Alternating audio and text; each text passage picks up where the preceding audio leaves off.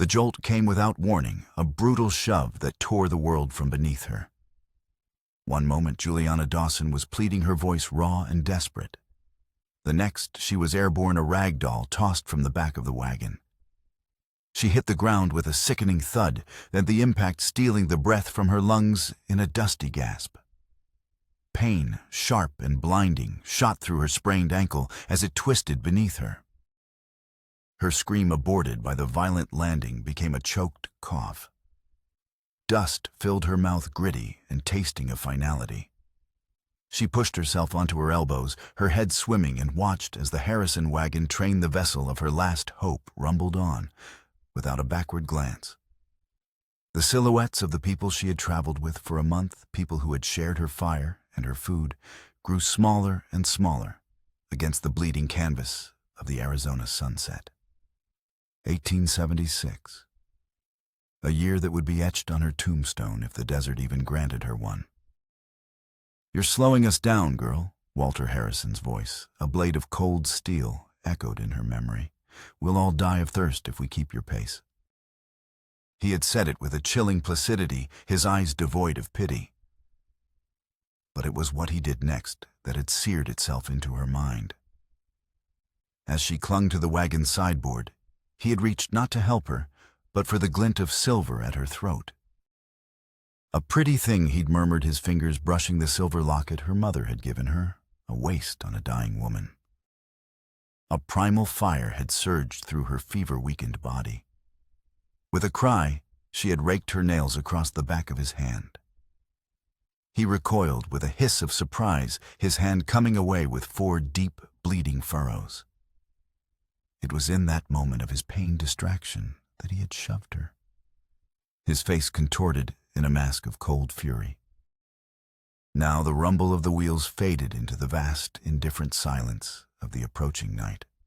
All that remained was the thrumming in her ears and the cool weight of the locket against her chest, a small, cold comfort.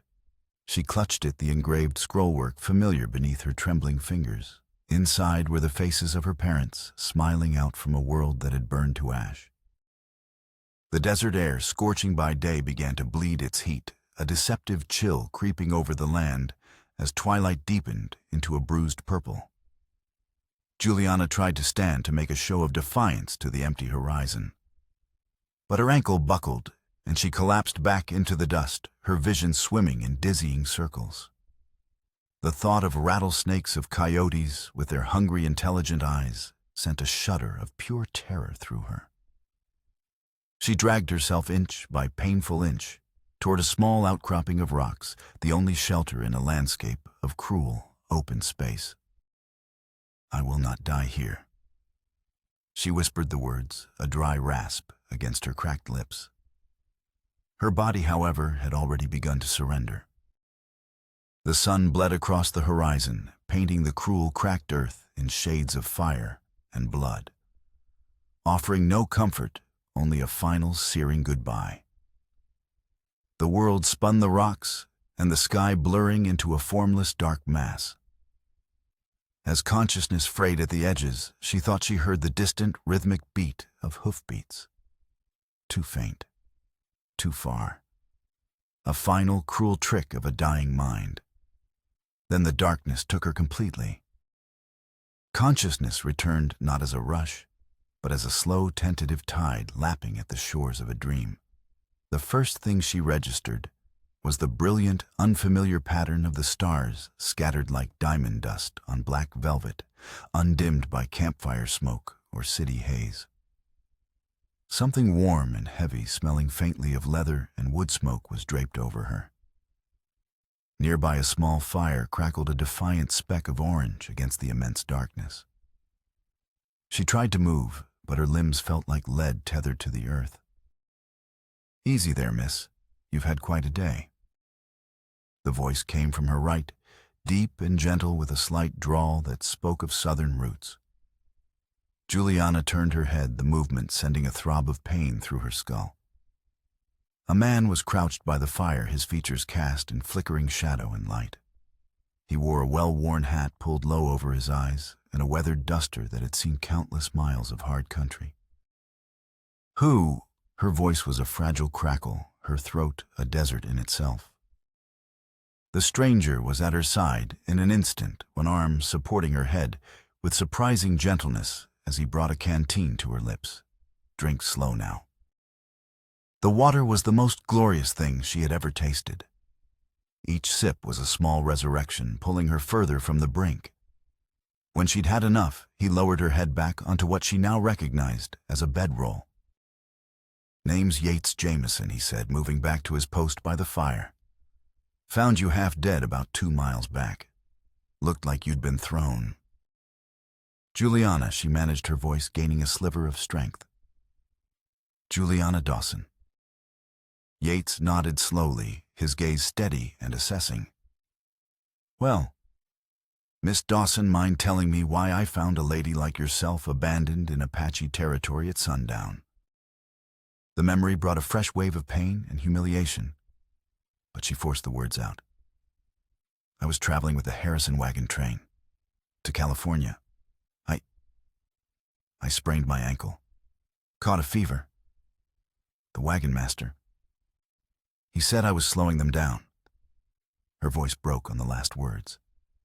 "He pushed me out." Even in the dim light, she saw his jaw tighten a muscle, working in the lean line of his cheek. "Some people ain't worth the air they breathe," he muttered, poking at the fire with more force than necessary. He looked up, his eyes sharp. "Harrison? You said Walter Harrison?" A chill that had nothing to do with the night air traced its way down her spine. "Yes. Do you know him?" A shadow seemed to cross Yates's face, a flicker of something dark and old that was gone as quickly as it appeared. He masked it well, but not perfectly. "We've crossed paths," he said, his voice carefully neutral. "Man values speed over safety, profit over people. Not surprised he'd do something like this." Juliana struggled to sit up, managing to prop herself on her elbows. The world tilted, but she fought it back. "I have to get to California. My parents, they died in a fire. Our farm in Missouri, it's all gone. My aunt is in Sacramento. She's all the family I have left." "Sacramento's still a long way off, Miss Dawson." Yates said, his tone softening. He gestured to her ankle, which she now saw had been neatly rewrapped with a clean strip of cloth and elevated on a folded blanket. "And you're in no condition to travel just yet. That needs time to heal." "I don't have time," she protested weakly. "I have no money, no food."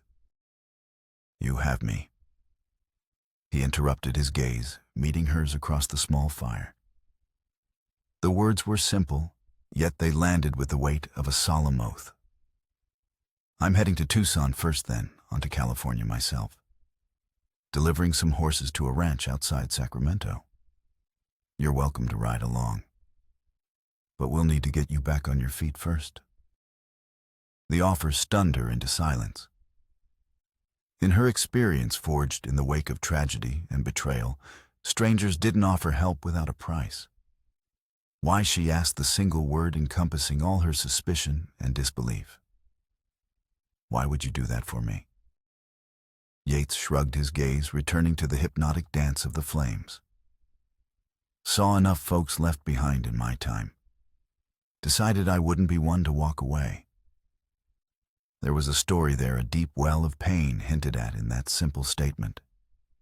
But she was too exhausted to draw it out. She settled back onto the bedroll, wincing as her head throbbed. "You took a nasty hit to your head when they tossed you." Yates observed, his voice practical again. "Should clean that up proper in the morning. For now, you need rest. We're safe enough here for the night." "Your bedroll?" She murmured, a sudden awareness of her imposition washing over her. "Where will you sleep?"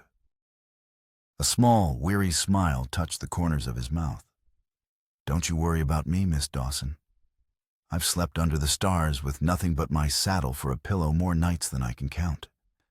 As if on cue, a horse nickered softly from the darkness beyond the firelight. "That's Duster," Yates explained. Got my pack horse Penny too. They'll let us know if anything with more than 2 legs or less than 4 gets close. She wanted to ask more questions, but a profound exhaustion was pulling her under a heavy blanket of fatigue she could no longer fight. The last thing she saw before sleep claimed her was Yates Jameson, settling himself against his saddle rifle laid across his lap, a silent, steady sentinel keeping watch over a stranger in the vast, dangerous dark.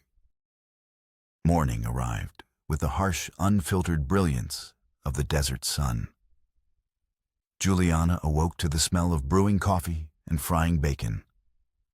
She pushed herself to a sitting position, her body aching but her mind blessedly clear. They were camped in a small depression between towering rock formations, a natural fortress that offered shelter from the elements and prying eyes. Yates was crouched by the fire, tending a cast-iron skillet. His horse, a sturdy buckskin gelding, stood patiently nearby, alongside a dun-colored pack horse laden with supplies. He glanced over, offering a slight nod. "Morning.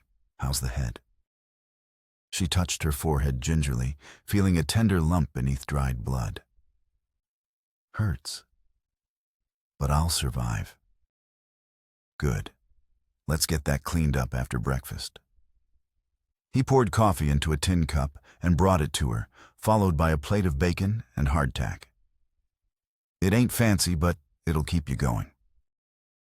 As she ate with a hunger that surprised her, she studied her rescuer in the clear light of day. Yates Jameson appeared to be in his late 20s, his skin weathered by sun and wind to the color of worn leather. His dark brown hair was a bit too long, curling at the nape of his neck, and his eyes were a startling, intelligent blue that seemed to take in everything at once. A faint white scar traced a line along his jaw. He moved with an economy of motion, every action purposeful and sure, whether it was pouring coffee or checking the cinches on his saddle.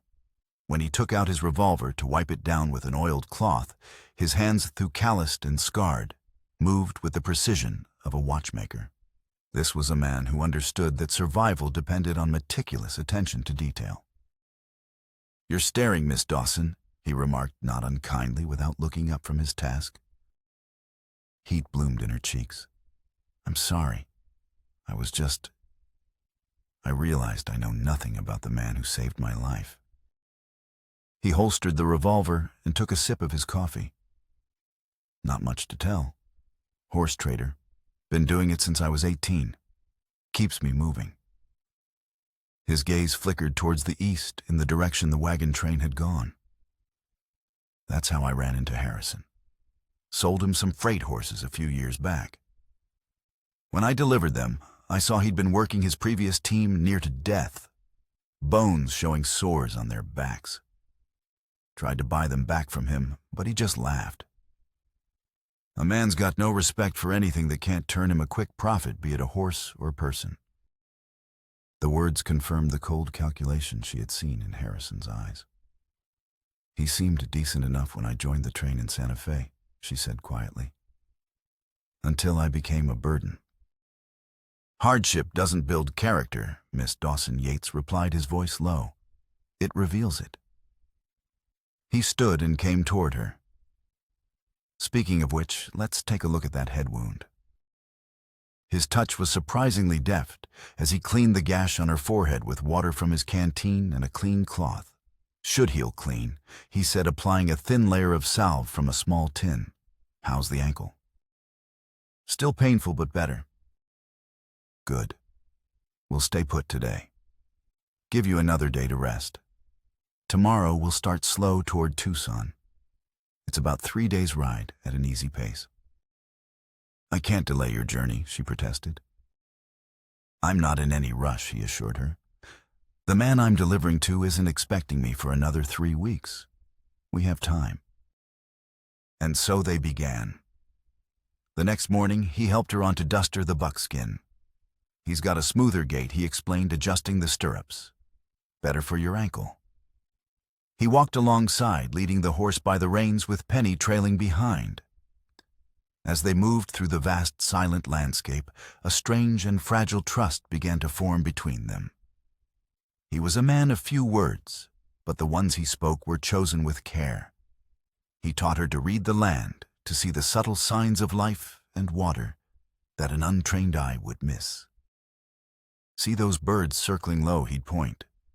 Often means there's water nearby. And that patch of brighter green in the distance, likely a spring. They spoke of their pasts in careful fragments. She told him of her farm in Missouri, of the fire that had stolen everything in a single terrible night. He listened with a quiet intensity that made her feel for the first time in months truly heard. He spoke of his own life in even sparser terms. Born in Texas, no family left. A mother lost to fever, a father to a broken heart 2 years later. He'd been on his own ever since. On their second day of travel, the sky, which had been a merciless pale blue, began to curdle with gray clouds. The air grew heavy and still charged with a strange electricity. "We need to find shelter," Yates said, his eyes scanning the horizon. "Desert storms can be vicious. Flash floods are the real danger." He urged them onward, his easy pace quickening. An hour later, the first fat drops of rain began to fall, splattering in the dust like dark coins. By the time they reached the shelter of a deep, overhanging ledge of rock, the rain was a torrential downpour, turning the dry creek beds into churning rivers of mud and debris. He worked quickly, securing the horses and unloading their essential gear before helping Juliana into the driest part of the shelter. Thunder boomed overhead, the sound cracking like the sky itself was breaking apart. Juliana flinched, and Yates offered a small, reassuring smile. "Just the sky putting on a show. We're safe enough in here." As the storm raged, a cold dampness seeped from the rock. Shivering, Juliana drew her blanket tighter.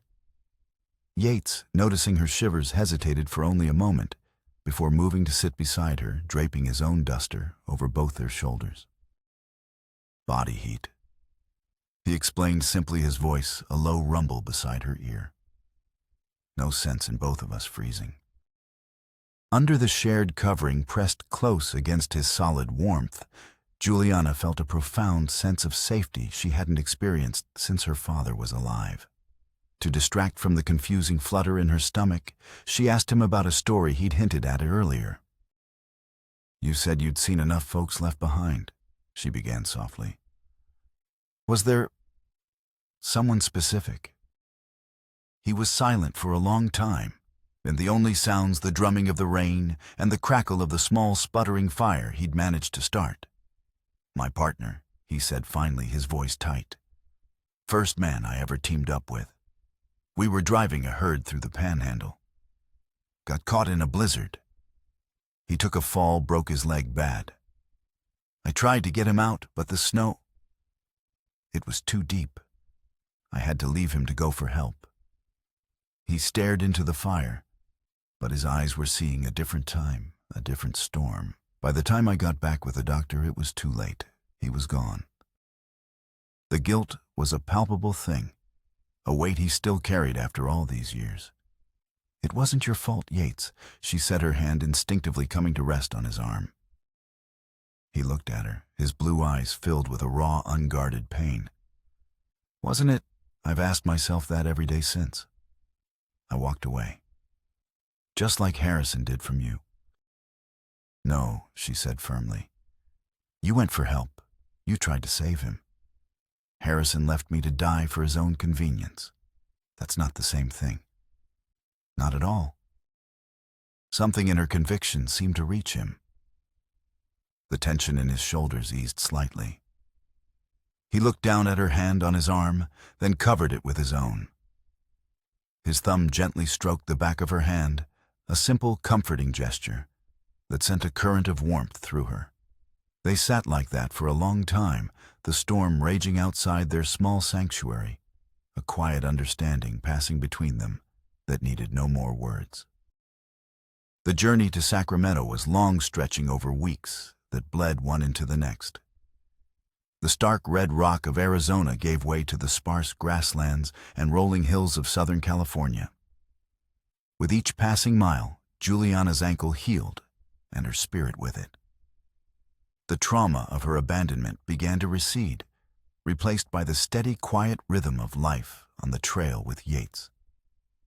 A bond forged in crisis and tempered by shared hardship deepened between them. It was in the easy silences, the shared glances across a campfire, the way he'd pass her the first cup of coffee in the morning. Love arrived not as a lightning strike, but as a slow, dawning sunrise. It was the realization that the thought of reaching Sacramento, of their journey ending, filled her with a profound ache. For his part, Yates remained a gentleman, his respect for her unwavering. But she saw the way his eyes would linger on her, when he thought she wasn't looking, the way his hand would brush hers for a moment longer than necessary, when he helped her down from Duster. Finally, they rode into Sacramento. The city was a chaotic symphony of noise and motion, clanging trolleys, shouting vendors, the constant press of people. After weeks of open country, it felt jarring and overwhelming. They found Aunt Martha's boarding house on a quieter street, a handsome 3-story Victorian with a welcoming porch. Martha Dawson was a woman carved from the same resilient stock as her sister, with kind eyes and a spine of steel. She enveloped Juliana in a fierce hug, tears of relief streaming down her face. But beneath the joy of their reunion, Juliana sensed a current of anxiety. The house, while clean, had a threadbare quality, and Martha's smile didn't quite reach her eyes. Later that evening, after Yates had taken a room at the boarding house and Juliana was helping her aunt in the kitchen, the truth came out. "I'm in some trouble, child," Martha confessed, her hands twisting in her apron. "A man, a businessman he calls himself, has been buying up the properties on this street. He wants my house. Says he'll build a grand hotel. He's made an offer, but it's a pittance. When I refused, he started making things difficult. Found ways to call in old debts, hired lawyers to question the deed. He's trying to squeeze me out." "Who is he, Aunt Martha?" Juliana asked, a cold dread beginning to form in the pit of her stomach. "A man named Harrison, Walter Harrison." The name hung in the air like poison. Juliana felt the blood drain from her face. At that moment, the front door opened, and a man stepped into the foyer, his expensive boots echoing on the polished wood floor. He was impeccably dressed, his posture radiating wealth and arrogance. He removed his hat, revealing a smooth, confident face. A faint, silvery scar ran across the back of his right hand. "Martha, my dear," he said, his voice a silken menace. "I trust you've reconsidered my generous offer." He turned and his eyes fell on Juliana. A slow, predatory smile spread across his lips. Well, look what the desert coughed up. I'd heard rumors you'd survived. Seems I underestimated your resilience." Yates appeared in the parlor doorway, drawn by the voices. He froze, his body going rigid, his hand instinctively dropping to rest near the revolver at his hip. The easygoing horse trader was gone, replaced by a man coiled with a dangerous stillness. Harrison's smile widened as he took in the scene, Juliana's shock, Yates's barely contained hostility. "Ah, and the rescuer. Jameson, isn't it? I thought I recognized the look of a stray you'd picked up." He turned his attention fully to Yates, his eyes glinting with a malicious triumph. The fight, Juliana realized with a surge of terror, had never been about her. She was just a pawn. "You've been busy since we last saw each other." Harrison continued, his voice dripping with false cordiality. "Still trading horses, or just collecting lost causes?" He took a step closer, his gaze flicking between them. "You know, I find this all rather poetic. You trying to save this one, and in doing so, leading her right back to me. It seems you have a habit of being in the wrong place at the wrong time." He paused, letting the silence stretch. "Ask your protector about the Red Creek stampede, my dear," he said, his eyes locking onto Juliana's. "See if he sleeps so soundly then." The name struck Yates like a physical blow. The color drained from his face, replaced by the pale, haunted look of a man confronting a ghost. Harrison saw it and savored it. He had followed them. He had engineered this. His pursuit of Aunt Martha's property wasn't a coincidence. It was a calculated move in a long and bitter war Juliana hadn't even known existed. The journey of survival was over. A battle for their pasts, their futures, and their very souls had just begun. The aftermath of Harrison's revelation left the boarding house shrouded in a thick, suffocating silence.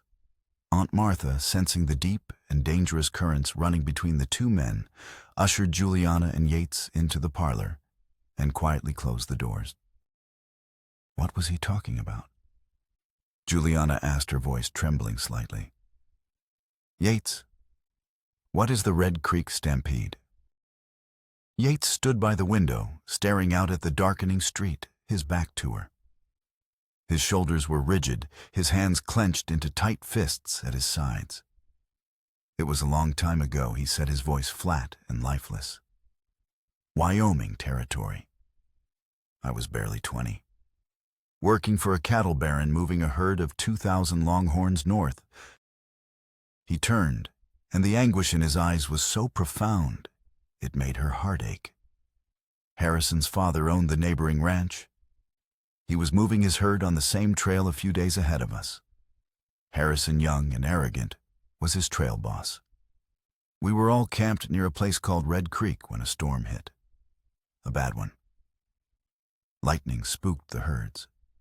It was chaos, a sea of panicked cattle in the dark. He swallowed hard, the memory clearly, a torment.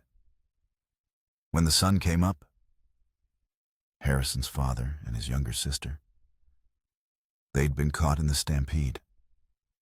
They were gone. But what does that have to do with you? Juliana pressed gently. Harrison blames me. Yates said the words heavy with years of unspoken guilt. He claims my men were careless, that our campfire wasn't properly banked, and a stray spark started a brush fire that set off the herds. It wasn't true. The lightning strike was half a mile away, clear as day. Everyone saw it. But Harrison, he needed someone to blame, and I was the foreman of the other outfit. He's hated me ever since. The pieces clicked into place with horrifying clarity. Harrison hadn't just abandoned her out of convenience. He had seen her, recognized her as someone Yates might protect, and had used her as a weapon. He had raced ahead to Sacramento, using his wealth to create a trap, all to inflict the maximum amount of pain on the man he held responsible for his family's ruin. The next few days were a tense siege. Harrison didn't need to use physical threats. His weapons were lawyers, bankers, and the insidious power of reputation. He spread rumors throughout Sacramento that Yates Jameson was a drifter, a man with a dark past, a cattle rustler who'd been run out of Wyoming. He called in a favor with the local sheriff, a man whose pockets he had clearly lined, and had Yates brought in for questioning about a fabricated horse theft from a nearby ranch. They held him for 2 days. 2 days of agonizing helplessness for Juliana.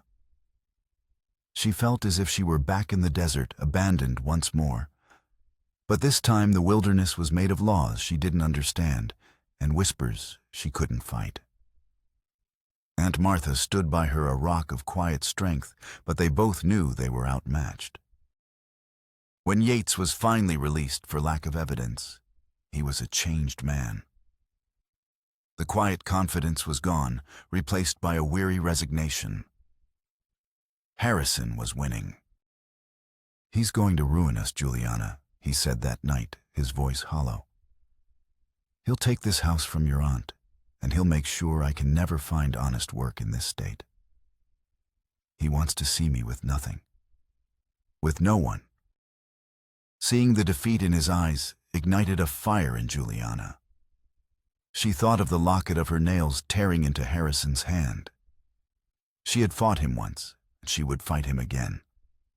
No, she said, her voice ringing with a conviction that surprised them both. He's a bully who hides behind lies and money. The only way to beat a man like that is with the truth. The truth died at Red Creek, Yates said bitterly. No, she insisted, taking his hands in hers. It's just buried, and we're going to dig it up. Her resolve became her armor. While Yates, shadowed by lawmen and Harrison spies, was forced to lie low, Juliana began her investigation.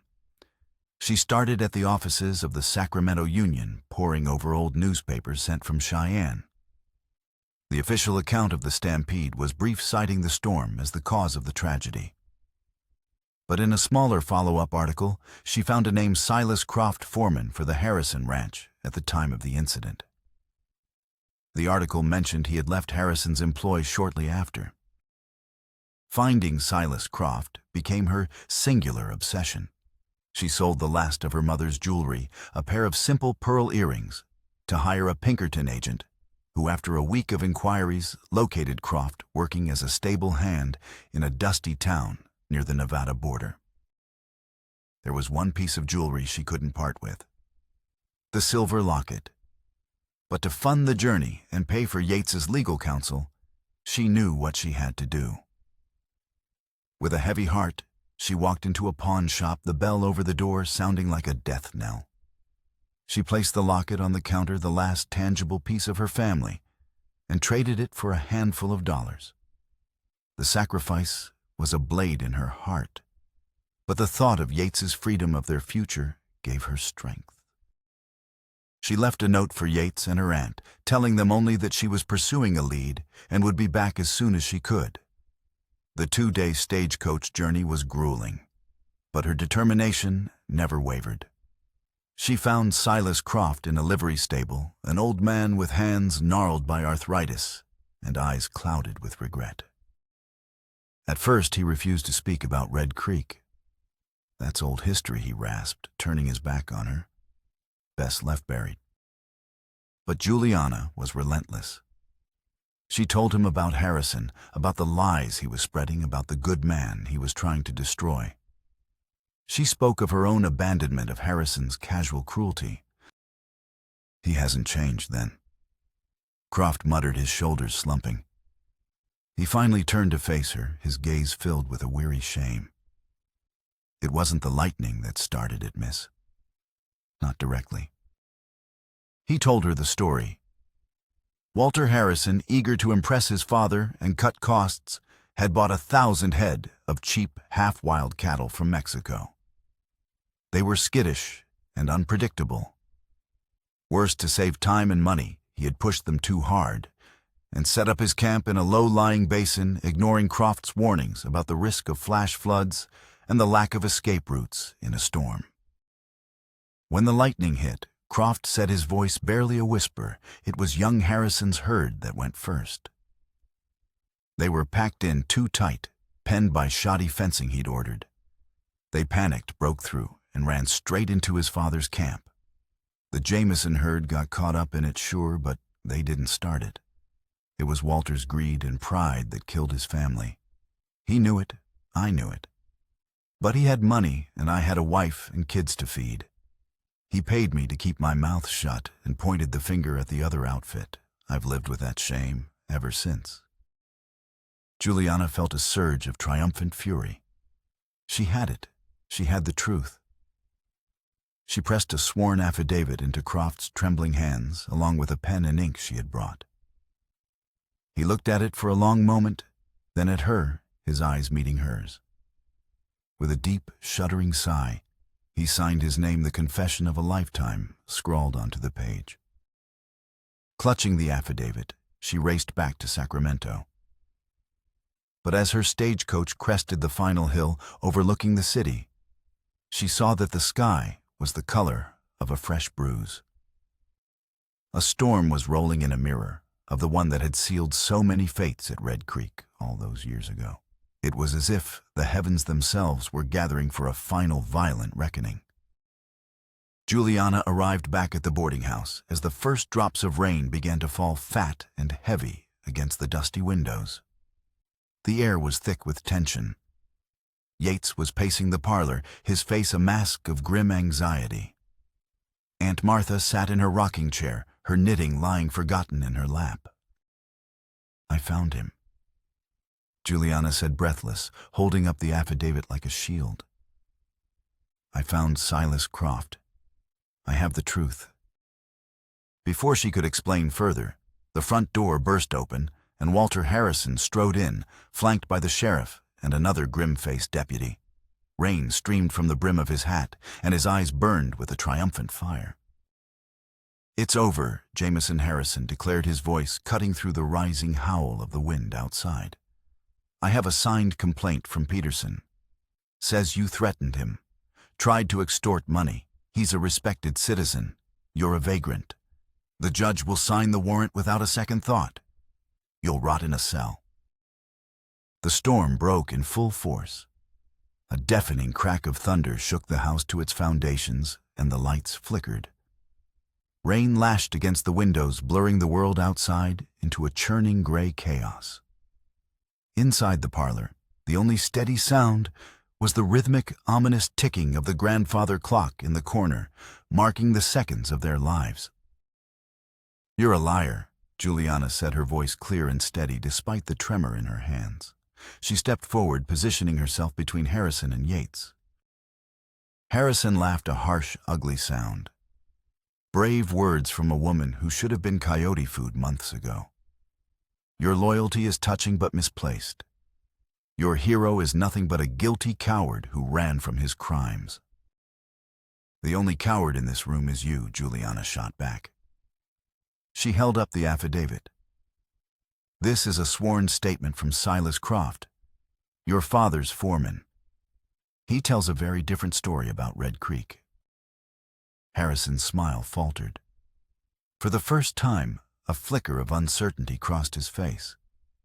The sheriff shifted his weight, glancing uneasily between them.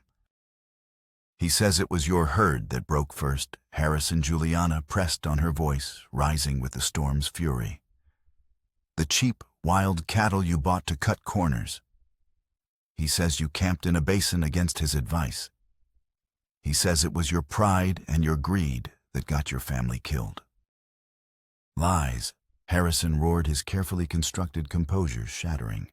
"He's a bitter old man. I fired him for incompetence." "Did you?" a new voice asked from the doorway. All heads turned. Standing there, dripping wet but resolute, was Silas Croft himself. He had followed her, his conscience finally outweighing his fear. "Or did you pay me to keep quiet while you blamed an innocent man for a tragedy of your own making?" Croft stepped into the room, his old eyes fixed on Harrison. He held a worn, leather-bound ledger. "This was your father's stock ledger, Walter. I kept it. It shows the purchase of those Mexican cattle noted as high risk.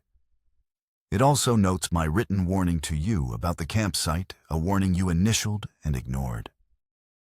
The room fell silent save for the ticking clock and the raging storm. Harrison stared at Croft, his face ashen.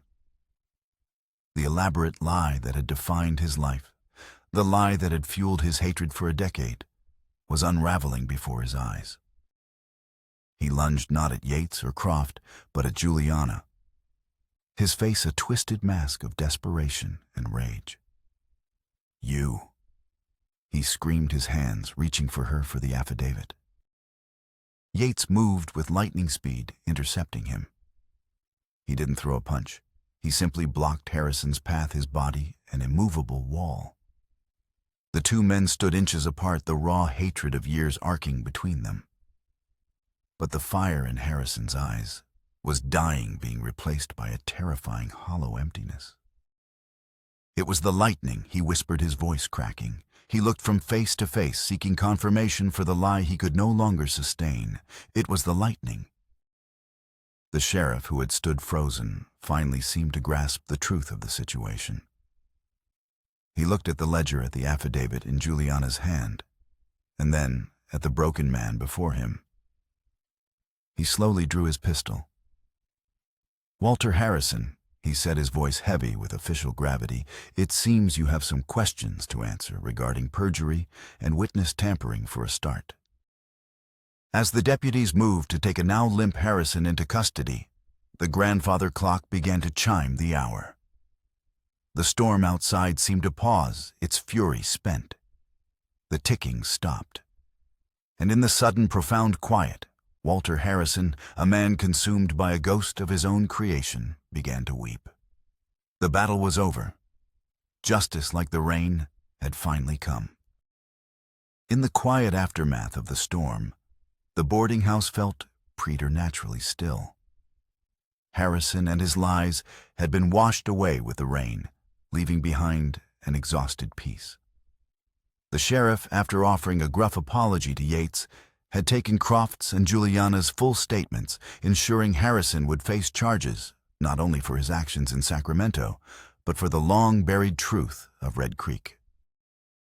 With Harrison exposed, Yates was a free man. His name cleared, his past, finally absolved. He and Juliana sat together in the parlor, the affidavit and the old ledger resting on the table between them. The fire crackled softly in the hearth, chasing away the last of the storm's chill. "You saved me," Juliana Yates said, his voice thick with emotion. He reached across the table and took her hands. "Not just from a jail cell. From all of it. The guilt I've carried for 10 years. "You were never guilty, Yates," she said softly. "I know that now," he admitted. "But a part of me always wondered. If I had done something different, if I had been faster, smarter. But hearing Croft tell it, I was just a boy caught in a tragedy someone else created." He looked at her, his blue eyes clear and full of a love that humbled her. "You rode into the lion's den for me. You faced him down. I've never known anyone as brave as you." He finally told her the whole story, and then filling in the gaps he had held back for so long. He spoke of the horror of that morning at Red Creek, of finding the bodies of Harrison's wild, grief-stricken accusations. He confessed that for years he had drifted, never staying in one place for too long, half believing he was cursed that trouble would always find him. "Until I found you," he finished, his thumbs stroking the backs of her hands. "When I saw you lying in that dust, so hurt, but still clutching that locket, I knew I couldn't just ride on. It felt like a chance to do right, to not walk away again." Aunt Martha entered the room carrying a tray with 3 steaming mugs of tea. She set it down and looked at them, her practical nature softened by a deep, affectionate pride. "My house is safe thanks to you two," she said, "and I've never been prouder. Your mother would be too, Juliana." She turned to Yates.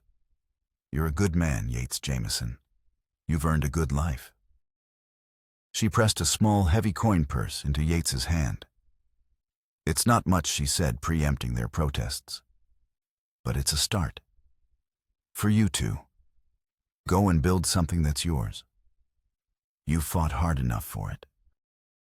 The next few months were a time of quiet healing and deliberate planning. With the money from Aunt Martha and the wages Yates had managed to save, they bought a small plot of land outside the city, 50 acres of rolling hills, with a creek running through it, and a sturdy, if neglected, cabin. It was a start. Their start. They worked from sunrise to sunset, pouring their energy into the land. Yates, with his deep knowledge of wood and earth, repaired the cabin and built the first of the corrals. Juliana, channeling the farming skills of her childhood, planted a sprawling garden and turned the dusty cabin into a warm, welcoming home. They were partners in every sense of the word, their shared labor, a testament to the future they were building board by board, seed by seed. One crisp autumn evening, months after they had moved in, they stood on the porch of their nearly finished home, watching the sun set over their land. The air smelled of fresh-cut pine and damp earth. Yates turned to her, a strange, nervous energy about him. "I have something for you," he said. He reached into his pocket and pulled out a small velvet-wrapped object. "I know it's not the same, but I couldn't bear the thought of you not having it." He placed it in her palm. Her breath caught in her throat. It was her mother's silver locket. Tears welled in her eyes as she looked from the locket to his face. "But how I thought. When I got my name cleared, Peterson gave me a bonus. For the trouble, he explained, a proud smile on his face. First thing I did was go to that pawn shop. Told the man I'd pay him double what it was worth if he still had it. It was still there, waiting for you." The gesture was so full of love, so deeply understanding of what she had sacrificed, that she couldn't speak. She threw her arms around his neck, burying her face in his shoulder. He had not only saved her life, he had restored a piece of her soul. "Come inside," he said softly after a moment, leading her into the main room of their cabin. Against the far wall, he had built a beautiful mantelpiece from a single smooth piece of river stone. It was the heart of their home, solid and enduring. He had built it for this. With trembling fingers, Juliana opened the locket, gazing at the smiling faces of her parents. Then, with Yates's arm securely around her waist, she stepped forward and placed the locket in the very center of the stone mantel. It stood there gleaming in the soft lamplight, a symbol of a past that was no longer a source of pain or a target for villains, but a treasured and unbreakable foundation for the future they would build together. It was a promise of security of family, of a love found in the dust and forged in the fire.